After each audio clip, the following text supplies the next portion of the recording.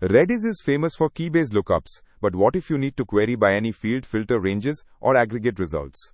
That is exactly what secondary indexing in Redis tag gives you. By default, Redis is a key-value store. You must know the key to get the data. Secondary indexing via RediSearch changes that. You declare an index over your hashes or JSON documents, and Redis maintains it automatically so you can query on any indexed field.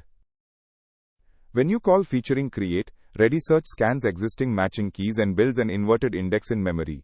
Every subsequent write to a matching key is intercepted, and the index is updated incrementally. FT.SEARCH and FT.AGGREGATE then query that index directly, no full scan of your key space.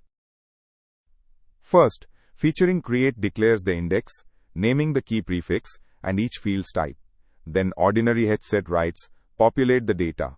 FT.SEARCH accepts free text, tag filters and numeric ranges together, while FT.AGGREGATE groups and summarizes matching documents, all in one round trip. In a code review, check that field types match the actual data. A numeric range query on a tag field returns wrong results silently.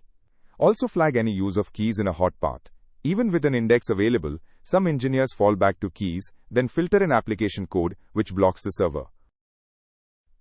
RediSearch brings real database-style querying to Redis without sacrificing speed.